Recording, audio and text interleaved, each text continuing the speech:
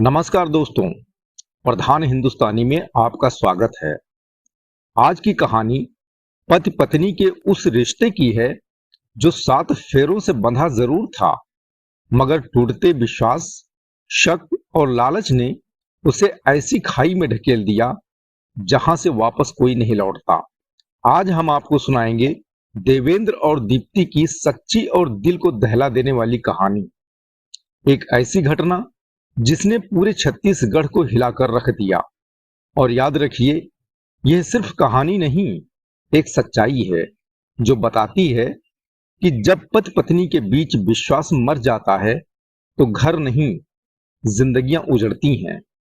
तो आइए अब मूल कहानी की ओर बढ़ते हैं। लेकिन कहानी शुरू करूं उससे पहले एक अनुरोध है कि कहानी को पूरा सुने जरूर, और पसंद आए तो वीडियो को लाइक करें, शेयर करें और अपनी राय कमेंट में लिखें, और चैनल को भी सब्सक्राइब कर लें ताकि मेरा मन लगता रहे।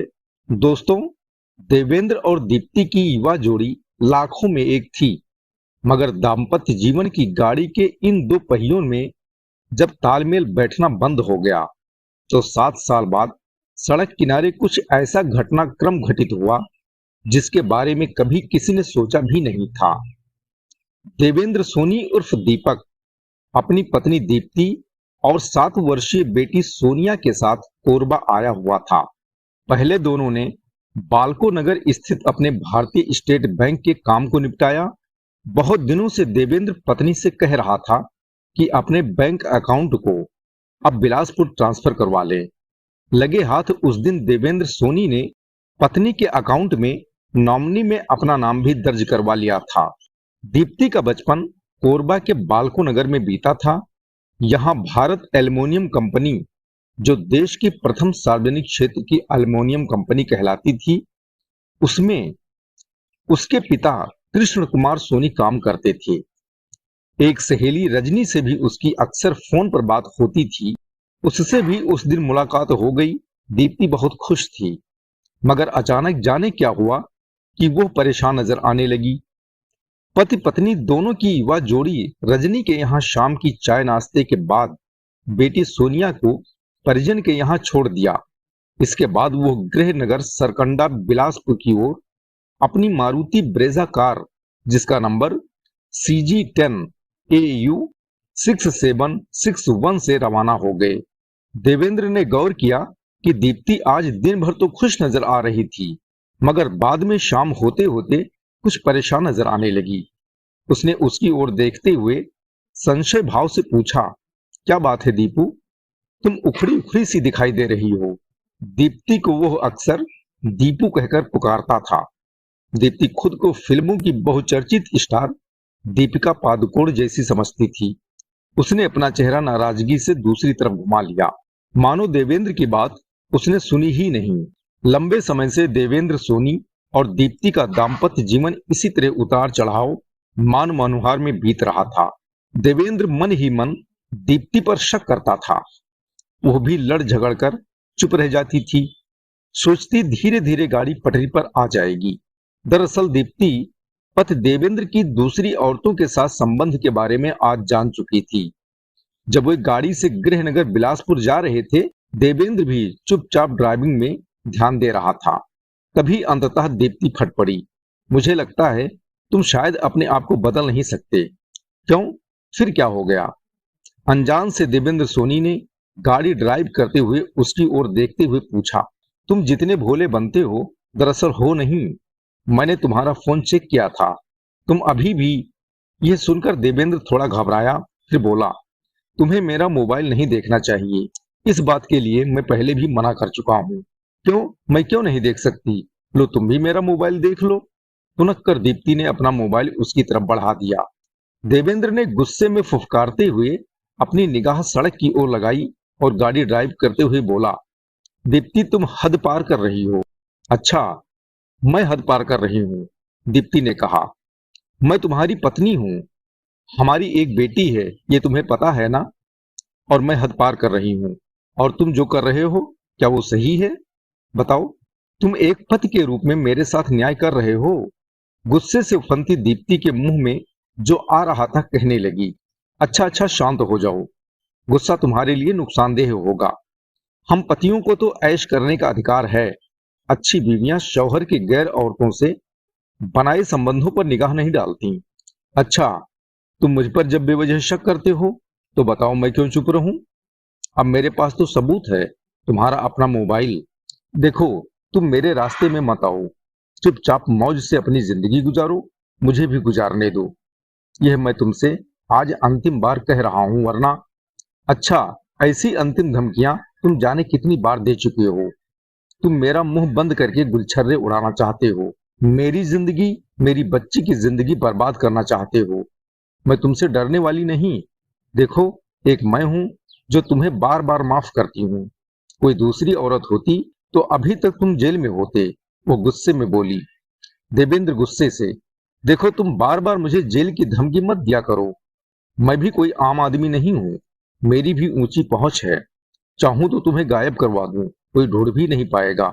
बहुत ऊंची पहुंच है मेरी।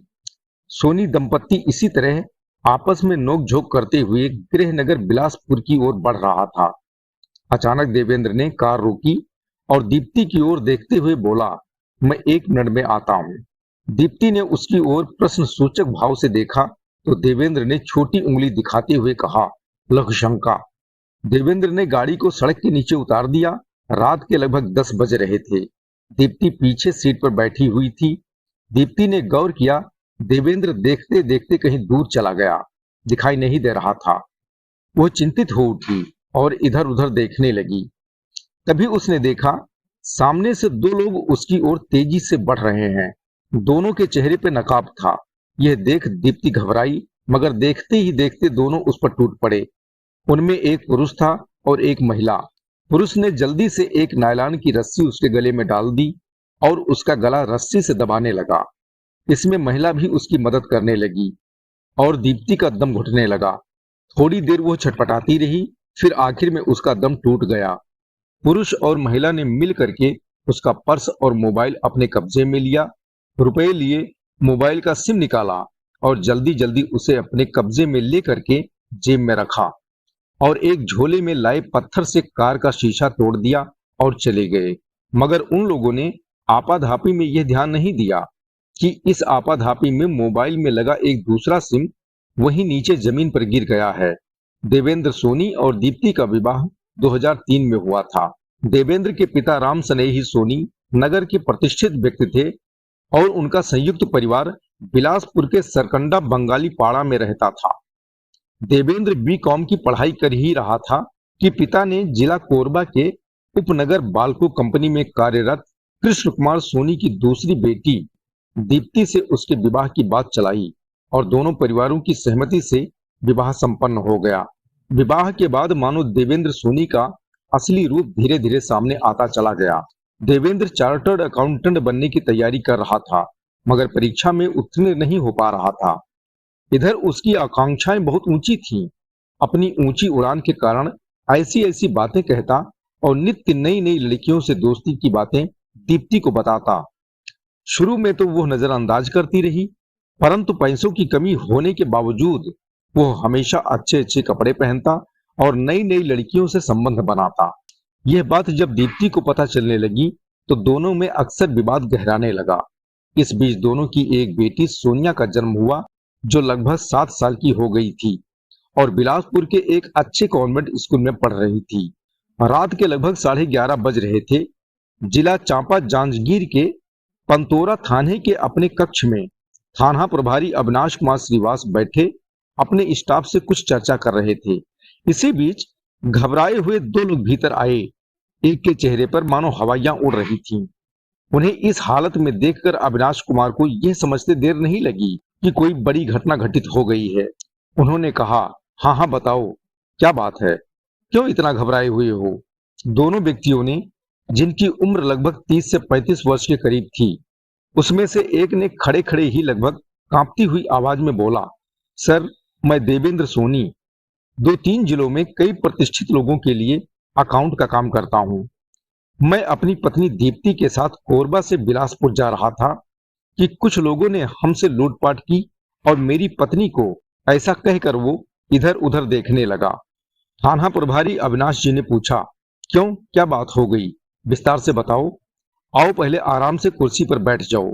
अविनाश कुमार श्रीवास जी ने उठकर दोनों को अपने सामने कुर्सी पर बैठाया और पानी मंगा करके पिलाते हुए कहा। देवेंद्र सोनी की आंखों में आंसू आ गए थे। वो बहुत घबरा रहा था। उसने पानी पिया और धीरे धीरे बोला, सर, मैं अपनी पत्नी दीप्ति सोनी के साथ कोरबा से बिलासपुर अपने घर जा रहा था कि खिसोरा के पास वन बैरियर के निकट जब वो लघुशंका के लिए गाड़ी से नीचे उतरा तो थोड़ी देर बाद दो लोगों ने मेरी पत्नी और मुझे घेर लिया। वो लोग पिस्टल लिए हुए थे। पत्नी दीप्ति के गले में रस्सी डाल करके उसे मारकर रुपए और लैपटॉप मोबाइल छीनकर भाग गए हैं। घटना के बाद मैंने अपने दोस्त सौरभ गोयल, जो कि पास ही बलौदा नगर में रहता है, उसे फोन करके बुला लिया। फिर दोस्त के साथ थाने आया हूं। अविनाश कुमार श्रीवास ने लूट और हत्या की इस घटना को सुनकर तुरंत हेड कांस्टेबल नरेंद्र रात्रे व एक अन्य सिपाही को घटना स्थल पर रवाना किया और एसपी पारुल माथुर को सारी घटना की जानकारी देने के बाद वो खुद देवेंद्र सोनी और सौरभ को लेकर घटना की ओर रवाना हो गए। थाना पंतोरा से लगभग 5 किलोमीटर की दूरी पर वन विभाग का एक बैरियर है। यहां से एक रास्ता सीधा बलौदा होते हुए बिलासपुर की ओर जाता है, एक रास्ता एक दूसरे गांव की ओर। यही चौराहे पर देवेंद्र सोनी की काली मारुति ब्रेजा कार खड़ी मिली, जिसकी पिछली सीट पर दीप्ति का मृत शरीर पड़ा हुआ था। इसी समय थाना प्रभारी अविनाश कुमार श्रीवास भी घटना स्थल पर पहुंच गए थे। हेड कांस्टेबल नरेंद्र रात्रे ने उन्हें बताया, सर, जब हम यहां पहुंचे तो मृतक महिला का शरीर गर्म था। यहां पास में एक सिम मिला है। अविनाश कुमार श्रीवास ने सिम अपने पास सुरक्षित रख लिया। पुलिस को एक अहम सुराग मिल चुका था। पुलिस दल ने प्राथमिक जांच के बाद शव को पोस्टमार्टम के लिए बलौदा प्राथमिक स्वास्थ्य केंद्र भेज दिया। इस समय तक देवेंद्र की हालत बहुत खराब हो चली थी। वह मानो टूट सा गया था।